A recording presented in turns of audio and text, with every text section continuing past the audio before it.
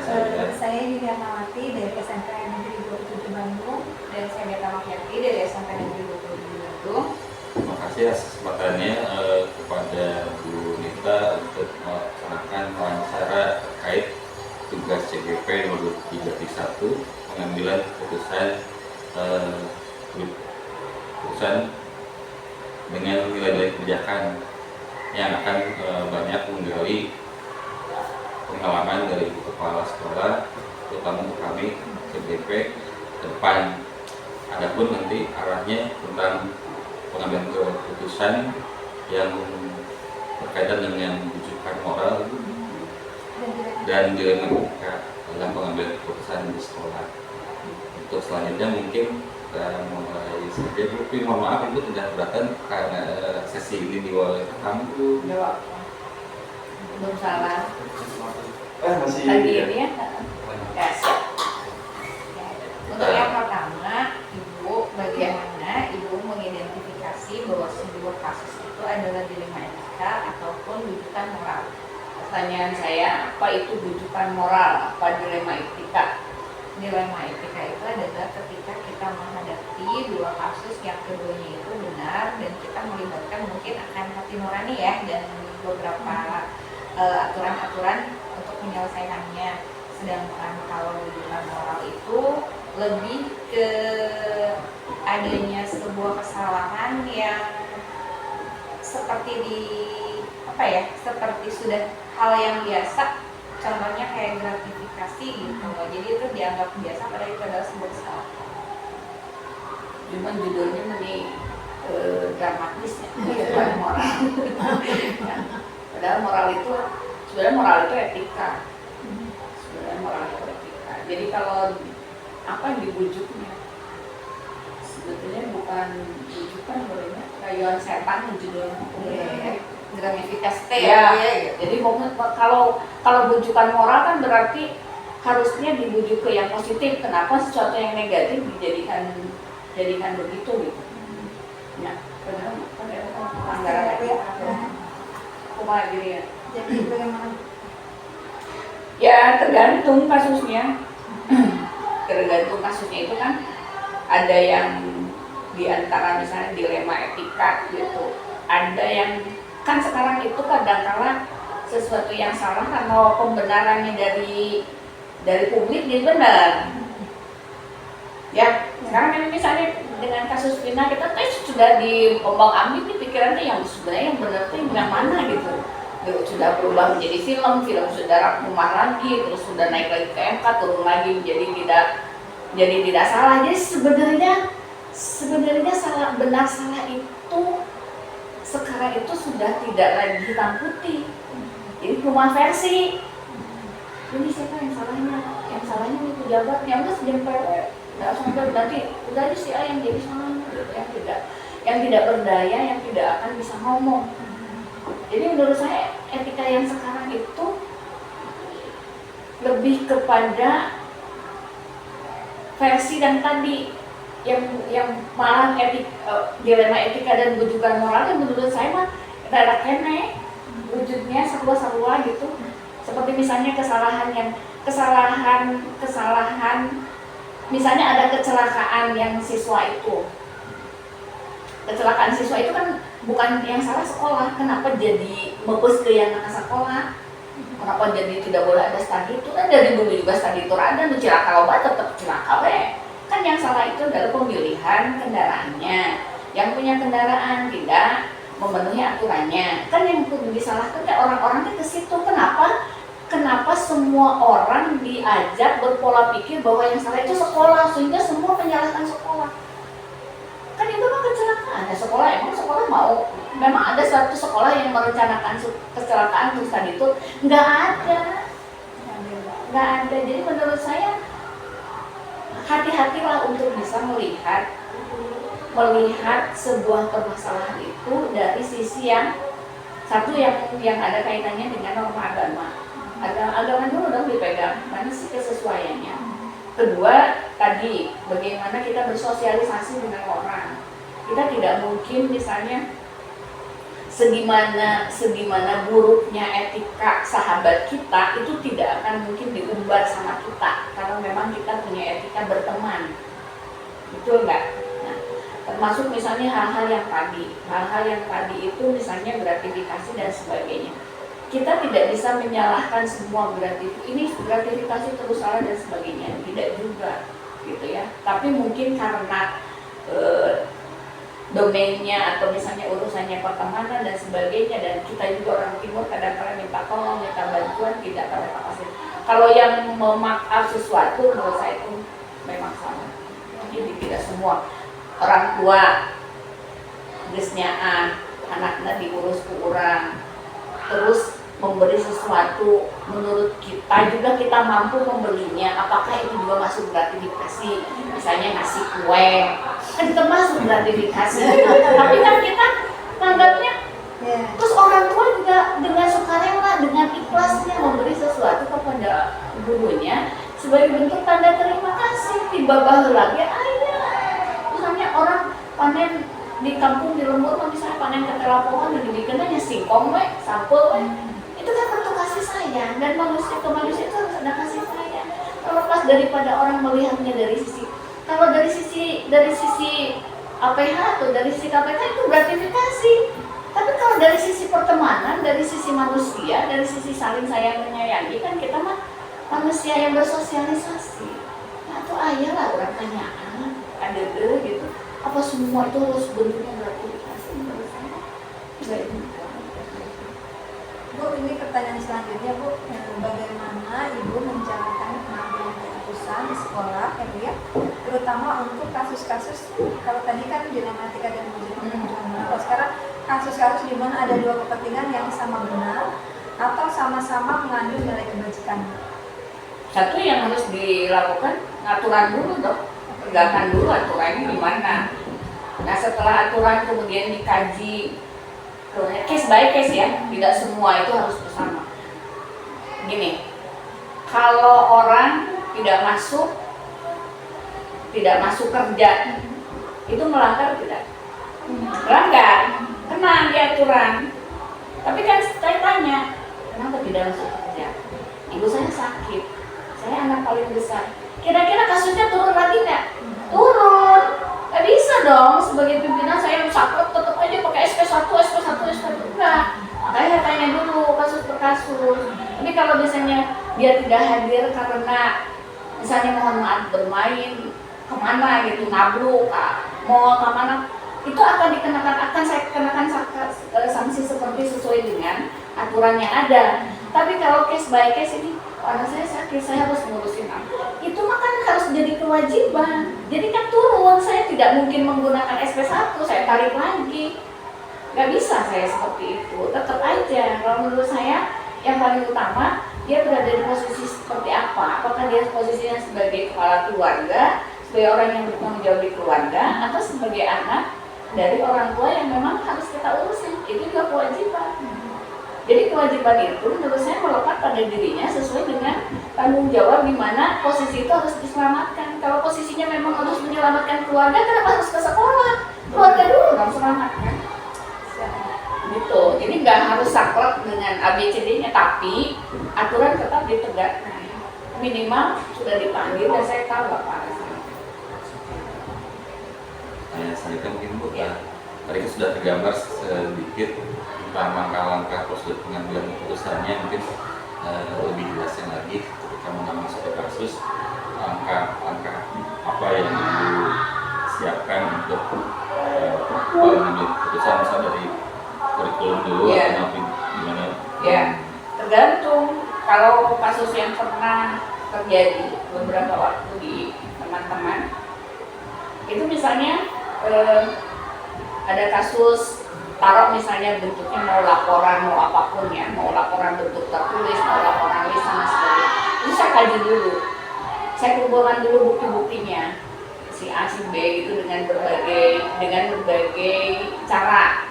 Mau itu studi dokumentasi, kalau terjadi sikap perilaku seperti ini kira-kira apa yang harus dilakukan. Kalau kepala sekolah misalnya tidak memberikan SP1, posisi kepala sekolah ada di mana? Jadi kalau misalnya ada teman-teman melanggar, misalnya keluar pada jam kerja, kemudian keluar pada jam kerja itu untuk sesuatu hal yang tidak masuk pada ketentuan yang ada, itu maksudnya kalau saya tidak mengeluarkan SP1, maka SP2 akan saya dapat dari Dinas Pendidikan. Jika di antara teman-teman ini misalnya laporan ke Dinas Pendidikan, itu saya akan kena. Gitu. Maka terapinya adalah yang saya lakukan, saya cari dulu buktinya benar nggak. Pada jam sekian itu lihat saya CCTV, lihat bagaimana, mau itu studi dokumentasi, mau itu studi literasi, mau itu ngobrol dengan teman-teman, itu pasti akan dilakukan dulu sebelum saya memastikan bahwa saya harus memanggil si A, si B, si C. Nah setelah bukti saya pegang, kekuatan hukum setelah saya pegang, baru saya berani. Harusnya Anda itu kena SP1 nih, ini aturan-aturannya kedinasannya seperti ini gitu. Tapi kalau misalnya punya alasan yang kuat bahwa itu dilakukan dan sebagainya, kemudian yang bersangkutan juga, saya hanya sebatas sampai di saya saja. Itu masuk pada ranah bahwa saya harus membina Bapak Ibu guru yang bersangkutan sampai di catatan saya saja. Kemudian Bu, hal-hal apa saja yang selama ini Ibu anggap efektif dalam pengambilan keputusan terkait dilema etika? Ngobrol lah dari hati ke hati, itu menurut saya lebih efektif. Dan saya tahu persis tingkat kesulitan apa yang sedang dihadapi oleh manusia. Jadi nggak harus diekspos gitu. Tapi nanti di rapat pembinaan itu disampaikan, tapi tidak menyentuh pada nama seseorang, sebagai bentuk gambaran saja bahwa hal-hal itu ada yang boleh, ada yang tidak boleh. Dan kalau misalnya terjadi, taruh misalnya pelanggaran, tentu ada sanksi yang harus diterima. Nah itu ada aturan-aturannya dalam undang-undang kepegawaian. Pertanyaan selanjutnya Bu ya, hal-hal apa saja Bu yang misalnya selama ini selama kan Masya Allah ya Ibu mah tracknya tuh memang teh panjang banget ya ya Bu, merupakan tantangan dalam pengambilan keputusan ya, dalam kasus ini dilema etikanya gitu. Apa ya? Kan kata Pak Kadis juga, setiap masalah ada solusinya. Jadi tidak ada sebuah tantangan, yang pasti itu lebih pada, kalau saya lebih pada introspeksi saya yang salah Pak, jangan salah ya, atau saya salah pimpin, atau saya salah menyampaikan gitu. Lebih pada dimensi itu dulu kalau saya, jangan saya yang salah, atau saya ngasih contoh nggak benar, oh berarti saya salah gitu ya, pada dimensi itu. Tapi ada dimensi-dimensi yang saya sampaikan juga, udah jelas salahnya, kemudian bagaimana. Contoh kasus besar yang melibatkan misalnya guru meninggalkan kelas kemudian terjadi kecelakaan siswa, itu apa dulu yang harus diselesaikan? Gurunya dulu atau menyelamatkan siswa? Kan pilihannya begitu. Berarti menyelamatkan siswa, karena siswa ini udah kaitannya dengan nyawa. Dari siswa dulu, terlepas apa yang saya sama guru, terlepas nanti guru yang salah, terus saya dulu lihat itu, siswa dulu selamatkan, bawa ke rumah sakit, selesaikan. Itu dilemanya, saya harus berhadapan dengan LSM, saya harus berhadapan dengan orang tua dan sebagainya. Nah, baru saya tahu kronologisnya gimana. Kronologisnya pasti dulu, nggak mungkin budak wani berani naik ke meja kalau ada gurunya, nggak mungkin. Kecuali sama guru disuruh, pasti dia punya kemungkinan, punya keberanian. Tapi kalau tidak, tapi pasti guru nyuruh dengan pertimbangan bahwa aman. Nah kalau anak-anak naik di sebelah sini, naik di ujung-ujung meja, yang satunya loncat, yang ini kan jatuh. Iya. Nah itu kejadiannya, berarti dia tidak ada gurunya. Berarti yang salah siapa? Guru. Tidak ada dia di jam itu. Makanya saya saklek poin dia pada nggak ada jam poster. Itu selesai. Guru salah. Apapun alasannya guru salah. Terima itu dulu. Ya sama gurunya, terima itu dulu, guru salah. Saya bilang, oke. Setelah guru salah menyadari bahwa guru salah, sekarang buat kronologisnya yang kira-kira bisa diterima orang. Sok nyen alasan cik kunaon berkeluar di kelas. Kenapa? Karena dia tetap harus saya amankan di belakang saya. Walau bagaimanapun saya harus berada di depan dan saya harus mengamankan, saya harus pasang badan nih untuk guru saya. Tapi yang masuk akal sehingga tidak semua tersakiti. Kenapa yang harus, bukan berarti saya membela si guru itu, tapi nama baik semua guru. Betul nggak? Kalau kecoleng satu karena nggak masuk kelas kemudian kejadian, sigana kabeh anak akhirnya kabongkar semua. So, kenapa cara menyelesaikan ini? Oke, buat kronologis semasuk akal mungkin. Jadi ada yang bikin kronologis. Jadi kalau ada apapun, mana kronologis saya baca. Saya baca dulu, saya pastikan. Ini masih salah, lain cara nggak gitu dibuatlah. Jadi siapapun yang akan membaca itu akan merasa aman. Jadilah guru juga terlindungi. Karena kapasitasnya memberi. Saya bisa menghukum guru A, tapi orang lain tidak boleh menghukum guru saya. Ngerti? Saya yang harus menghukum guru A, karena saya koperasi dia salah. Saya yang harus menghukum. Kalaupun dia dipanggil, saya yang harus menyerahkan dia ke sana. Bukan orang lain yang ngambil guru saya. Paham? Jadi ada semua bapak ibu guru ada di belakang saya. Makanya setiap kali setiap ada apa-apa, Anda ke belakang saya. Coba, gimana caranya? Nah, itu diselesaikan. Jadi harus selesai ke orang lain. Orang lain nggak bisa masuk tanpa izin saya. LSM nggak bisa masuk. Kalau nggak, saya nggak ngizinin.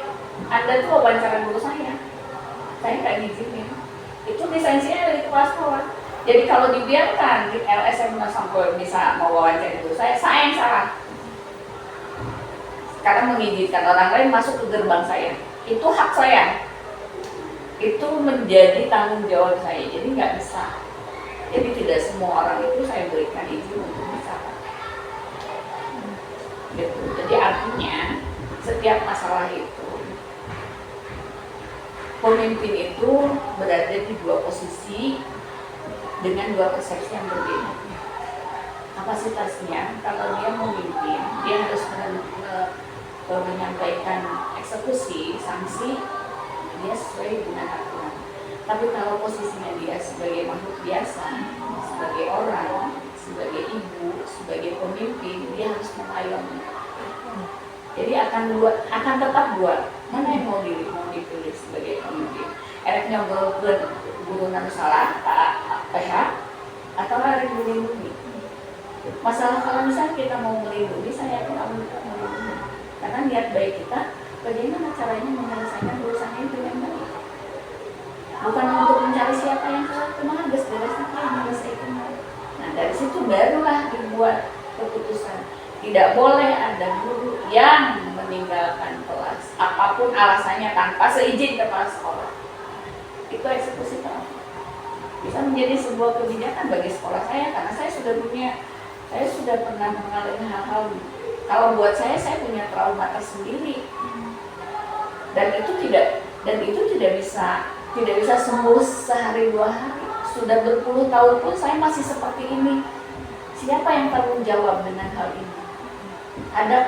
Adakah penyelesaian dari penyakit saya ini yang akan direduksi oleh pemerintah? Nah, jadi setiap ada anak-anak berisik itu otomatis itu saya mau pakai sepatu mau kata lari itu.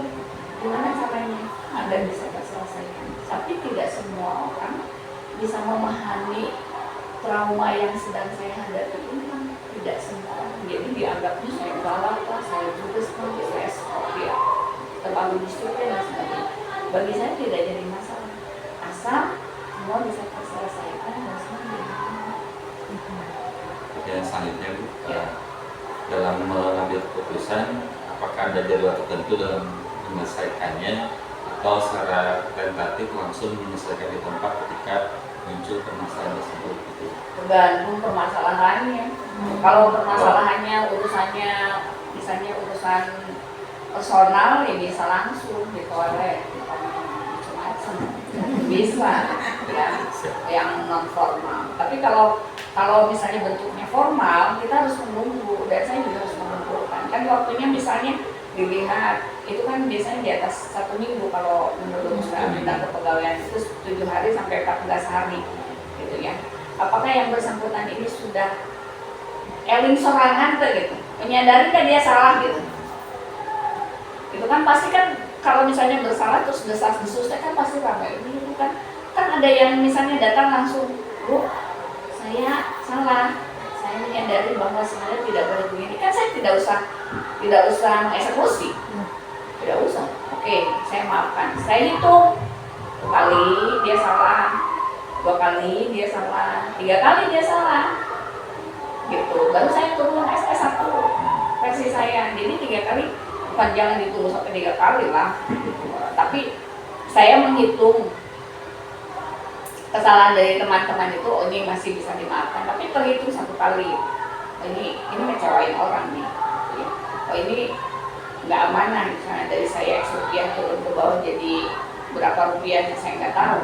Nah itu juga buat saya menjadi catatan gitu ya. Terus yang ketiga misalnya kenapa ini kelas di sana terlampau dan sebagainya gitu kan, saya cari tahu dulu, tidak semua ujug-ujug.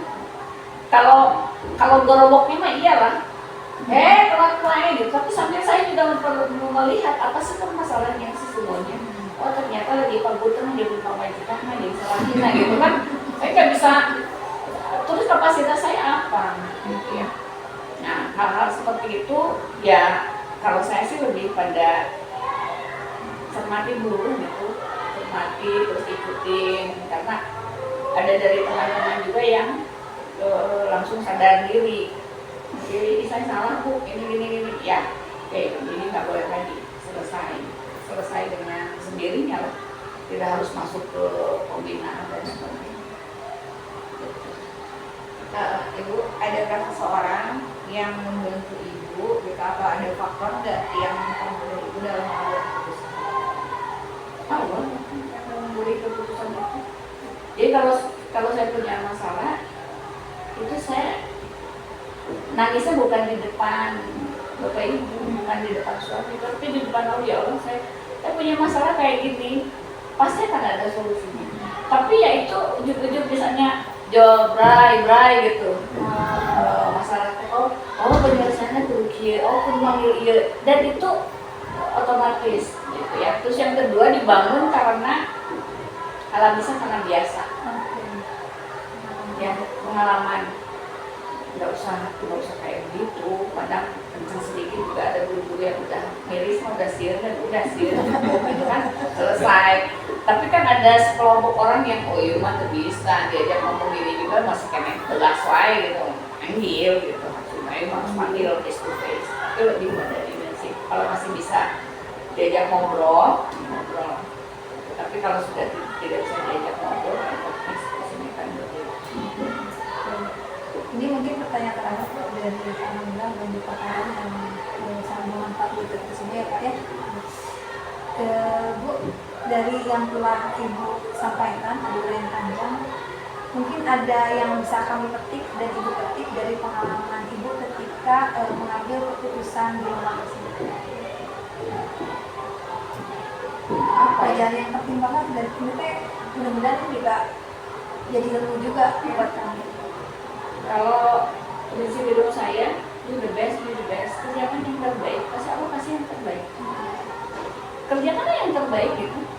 Versi kita bisa, karena misalnya jujur nih, ruangan ini saya masuk ke sini bawa seprokok, poek, tidak nyaman, terus bukan style saya. Gimana caranya? Biasanya mampet, tepat sholat tengah basah karena di atas ada toilet bocor, toilet laki-laki, kebayang?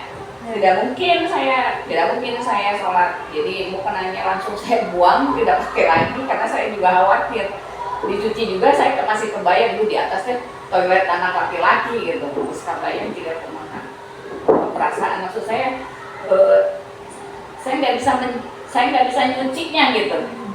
Walau bagaimana saya nggak bisa nyucinya. Itu berarti apa yang harus dilakukan gitu.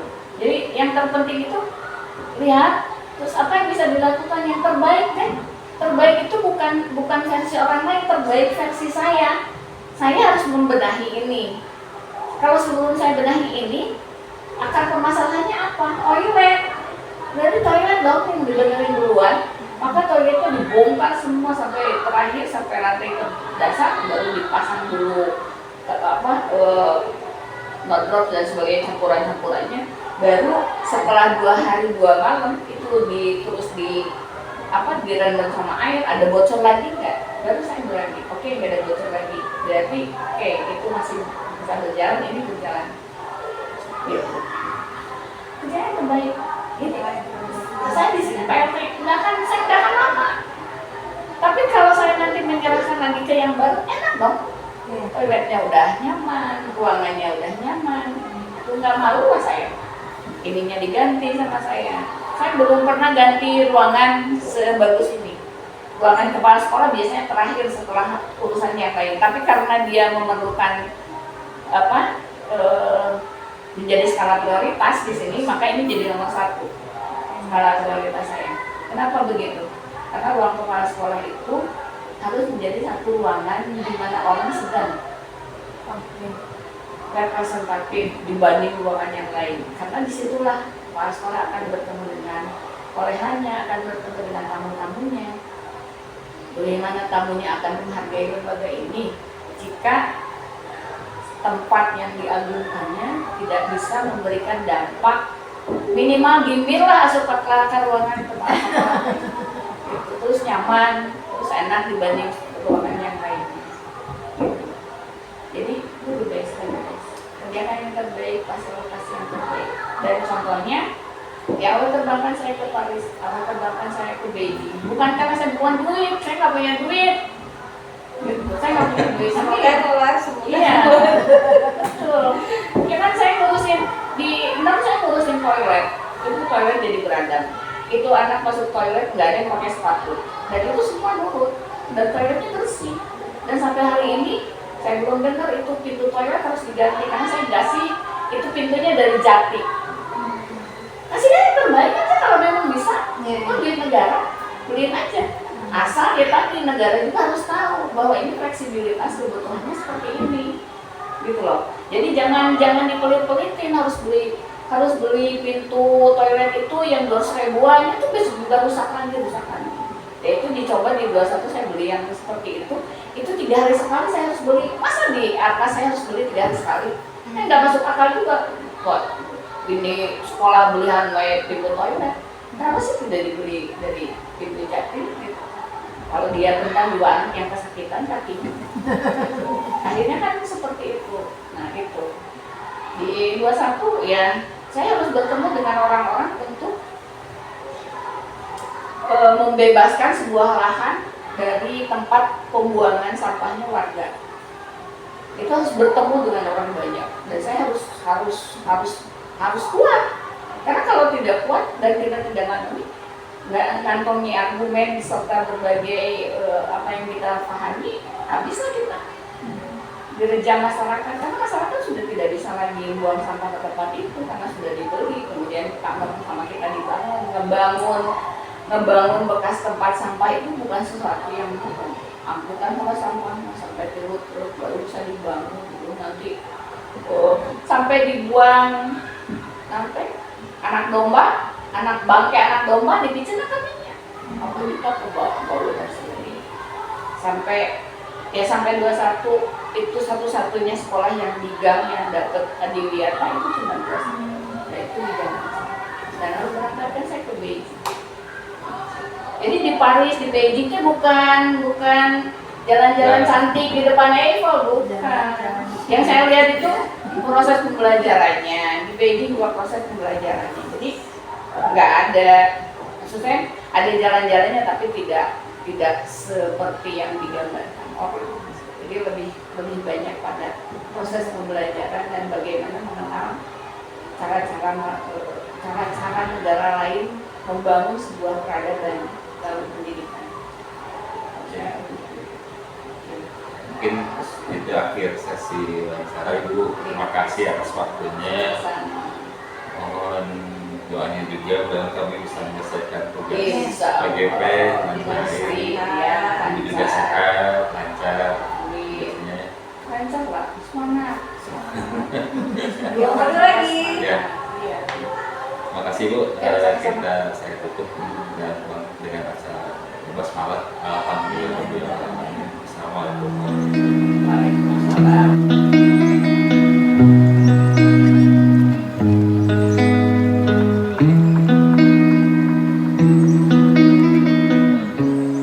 Kali tadi. Ya, Assalamualaikum warahmatullahi wabarakatuh. Waalaikumsalam. Saya Herdi Masya Kusuma dari SMP 16. Siap. Dalam hal ini mau berwawancara dengan Bapak Kepala Sekolah SMP Negeri 7, Pak Lukman Surya Saputra. Atur nuhun Bapak. Mangga tur. Kesediaannya, waktunya untuk wawancara berkaitan tugas modul 3.1. Siap, Mbak Heri, mangga.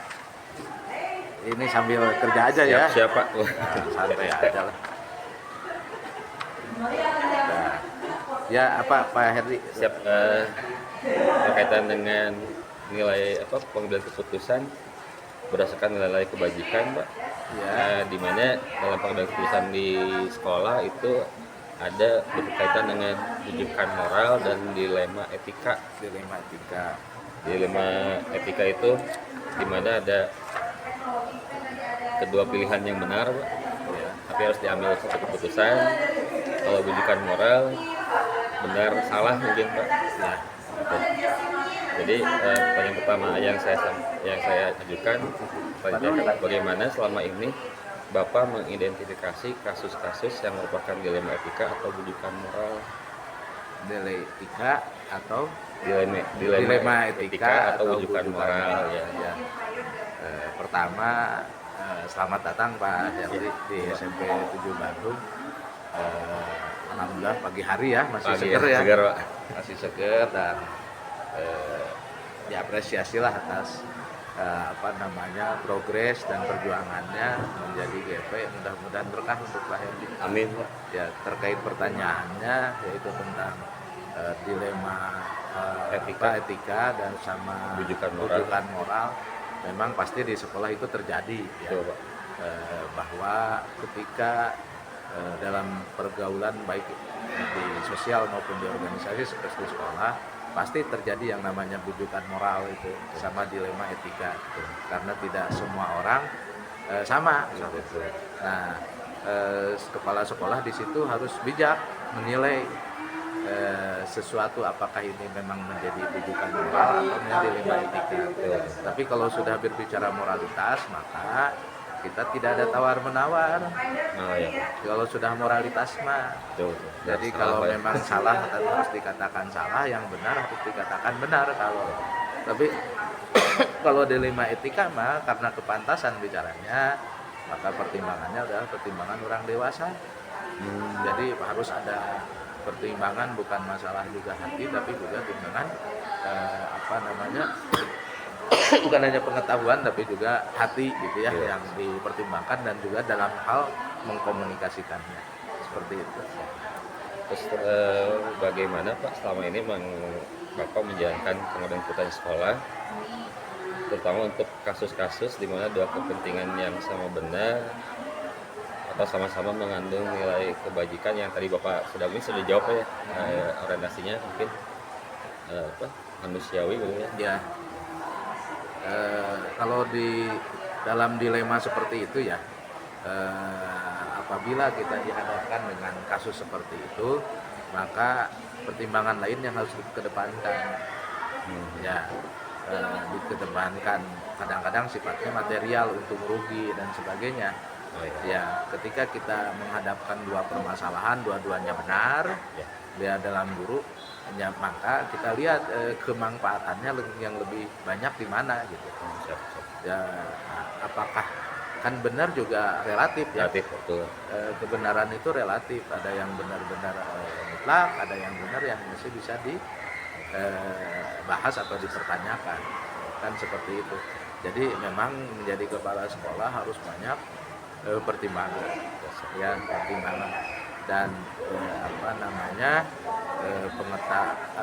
pendekatan hukum, pendekatan administratif, pendekatan birokrasi tidak cukup. harus juga digunakan pendekatan hati menurut saya ketika memutuskan itu, apalagi dua-duanya benar gitu. Terus selanjutnya Pak, mungkin langkah-langkah atau prosedur yang Bapak biasa terapkan dalam mengambil keputusan, mungkin seperti apa Pak gambarannya? Bagi saya gini, keputusan sekolah itu atau pendak ya atau etik guru itu harus dan juga termasuk program kegiatan seorang guru itu memang harus pertama dipahami oleh guru itu dengan cara disosialisasikan, dibuatkan dulu apa namanya bukan visi ya, tapi kepada ke arah memang sesuatu yang dicatat menjadi sebuah kegiatan beliau gitu. Nah, baru setelah itu kalau memang terjadi penyimpangan baru ada tindakan. Ya, tapi tindakan pun tidak langsung begitu saja ya. Tapi pendekatan personal touch ya. Tapi menurut saya pendekatan yang sifatnya preventif itu lebih harus selalu dilakukan, yaitu dengan cara mengingatkan dalam bentuk briefing, dalam bentuk rapat-rapat atau dalam bentuk IHT ya, sehingga semua orang bergerak sama dalam koridor yang sama. Jadi ditanya bagaimana prosedurnya atau tahapannya, ya memang seperti itu. Dan kalau memang terjadi maka pendekatannya adalah personal. Baru kemudian ditanya ulang komitmen yang sudah dibangun dari awal. Ya, karena memang kita adalah organisasi guru ya yang tidak bisa serta-merta mendukung ya, tapi juga kan kita juga rendah dalam hal mengapresiasi Pak Herdi. Betul Pak. Mengapresiasi itu bisa tuh pengobatan hukum seperti itu. Siap, Pak. Ya. Terus selanjutnya Pak, hal apa saja yang dianggap efektif dalam pengambilan keputusan dalam kasus dilema etika ya benar-benar gitu Pak? Yang dianggap efektif dalam Pengambilan keputusan benar-benar. benar ya dilema etika. Dua-duanya benar. Betul. Menurut saya ketika dihadapkan dengan benar-benar ya kebijakan yang berbicara ya personal KS-nya. Makanya seorang KS itu dia harus memang mumpuni dalam pengetahuan ya, dan juga memahami strategi dan juga bagaimana manajerial. Itu penting, sehingga pendekatannya tidak one way gitu. Tidak dengan satu cara, tapi digunakan dengan berbagai cara ya, karena ketika si A benar si B benar kan tinggal mempertemukan pemahamannya saja sebetulnya, menyamakan persepsinya saja. Jadi di situ kepala sekolah memang harus benar-benar bulat gitu, memahami yang benar-benar itu gitu. Tapi ketika lanjutan persepsi jadi aksi, nah ini yang menjadi PR ke kepala sekolah. Dua-duanya memiliki persepsi dan dua-duanya dipertemukan oleh kepala sekolah, dan dua-duanya udah nyambung persepsinya, kembali ke komitmen awal, dan kemudian dia melakukan aksi kan gitu. Nah itu yang penting dilakukan oleh kepala sekolah. Jadi tadi jawaban tentang melakukan aksi, jadi tantangan berikut selanjutnya mungkin. Tantangan selanjutnya apakah aksinya memang dari dia memilih untuk diam atau kemudian melakukan yang lebih. Diam juga kan pilihan sebenarnya, pilihan dari aksi sebetulnya. Terus selanjutnya Pak, dalam sebuah menangani kasus dilema etika, apakah Bapak langsung bisa menangani secara langsung atau memang ada jadwal dulu gitu Pak, dijadwalkan dulu atau langsung menangani? Kalau untuk etik ya, untuk wilayah etik betul-betul harus didalami secara nggak bisa langsung secara utuh gitu, secara harus utuh itu apa yang mendasari pelanggaran itu, motifnya apa, terus dan sebagainya lah ya. Kita harus benar-benar paham secara utuh sehingga kita akan mampu melihatnya bisa menentukan ya keputusan dari dilema etik itu secara lebih baik gitu, lebih bijak. Beda dengan misalnya kita reaksi sesaat. Nah, untuk dilema etik tidak boleh reaksi sesaat. Ya, Jadi blunder. blunder karena kalau reaksi sesaat itu kan sebetulnya emosional, Siap. ya. Sedangkan etik kan bukan wilayah emosional ya seharusnya. Betul. Ya.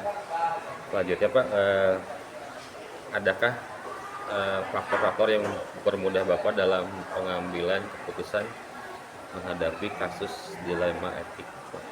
Etika ya. Mempermudah ya, satu ya, yang mempermudah kami itu satu ya, bangunan komunikasi sebetulnya. Komunikasi. Ya, selama komunikasi terbangun dengan lancar, keberterimaan juga baik, maka dilema etik ataupun dilema etik ya, Etik betul. ataupun tadi moral itu, bujukan moral itu bisa kita selesaikan sebetulnya ya, selama satu bangunan komunikasi, keberterimaan itu dasar sebetulnya. Saya berada di SMP 7, maka saya bersyukur berada di SMP 7, dan kemudian saya pun melakukan tindakan yang menguatkan SMP 7 gitu. Dan kepala sekolah hadir di sana juga sama menguatkan dan mendorong komunikasi itu yang memudahkan saya ya. Yang kedua ya gerak manajemen, artinya organisasi dan manajemen harus benar-benar juga satu langkah dan bagi saya kembali lagi kita bekerjanya pakai hati. Kalau bekerjanya pakai hati, maka insya Allah kesulitan yang sering dihadapi ya, permasalahan yang sering dihadapi biasanya mudah selesai. Ini Pak, pertanyaan terakhir, ketika Bapak tadi memaparkan mengambil keputusan dengan hati, dengan hati-hati, utuh, apa yang Bapak bisa dapatkan mungkin Pak ya dari cara Bapak mengambil keputusan, apakah dari reaksi warga sekolahnya seperti apa gitu? Ya, yang saya dapatkan hari ini, apakah di SMP 7 terjadi yang namanya burukan moral atau dilema etik? Terjadi. Nah, terjadi. Hanya memang semua itu diselesaikan ya. Ada yang memang membutuhkan waktu panjang, ya. Ada yang cepat selesai, ada yang bisa cepat selesai. Bagi saya tidak semua masalah bisa selesai dengan sempurna. Tidak semua termasuk dikaitkan dengan interaksi guru. Tidak semua bisa didamaikan 100% lah. Karena ketika dua orang bertemu, dua kepala disatukan, maka perbedaan itu akan muncul. Lagi-lagi ini 60 kan? Ya. Pasti, tapi jangan sampai ini mencuat menjadi konflik yang menyebabkan rusaknya tatanan SMP 7 itu yang kita ekosistem itu yang kita boleh. Dan di SMP 7 yang saya dapatkan hari ini hasilnya adalah terjaga semua itu gitu. Tidak ada yang namanya saling terjebak lah di dalam konflik dan sebagainya yang membuat langkah 7 menjadi tidak baik gitu. Nah, itu yang terjadi di SMP 7 dan imbasnya kita sekarang sudah benar-benar bonding gitu, merasa terikat dan merasa menjadi bagian dan memiliki keinginan yang sama, bergerak yang sama untuk memajukan sekolah. Rata-rata yang dituju guru-guru Pak, itu mereka ingin pensiun dituju. Kalau bisa juga tetap di sini. Ya kalau mereka dipindahkan juga berat ya. Berat. Dan yang pensiun saja tetap ingin tetap bermengabdi di sini. Nah, itu kan bagian sebetulnya dari bangunan yang sudah kita buat selama ini. Hasilnya seperti itu. Termasuk siswa di sini mudah sekali mengarahkan siswa mau ke arah yang positif ya. Ya betul. Menggerakkan siswa itu mudah sekali di sini. Kalaupun ada tamu misalnya, nah besok ada tamu, hari ini kita pengumuman besok ada tamu dari mana itu dibanding silakan nak, kamu jadi MC, kamu jadi pemateri dan semuanya dalam hitungan jam, karena besoknya sudah dilaksanakan, sudah hitungan jam kan, Ya, mereka siap Pak Herdi. betul. Ini Pak tergerak dengan sendirinya. Dan dengan sendiri, Ya, Pak. apalagi guru-gurunya. Siap, siap. Begitu Pak Herdi. Siap, atur nuhun Bapak asal waktunya, mudah-mudahan Bapak sehat. Amin. Pak. Amin. Amin. Atur nuhun. Sekolah STB Negeri 7 Bandung maju, berkembang. Alhamdulillah, saya akhiri sesi wawancaranya Pak dengan alhamdulillah. Alhamdulillah. Wassalamualaikum warahmatullahi wabarakatuh. Waalaikumsalam. Turun Pak. Siap. Mungkin dia di Nah.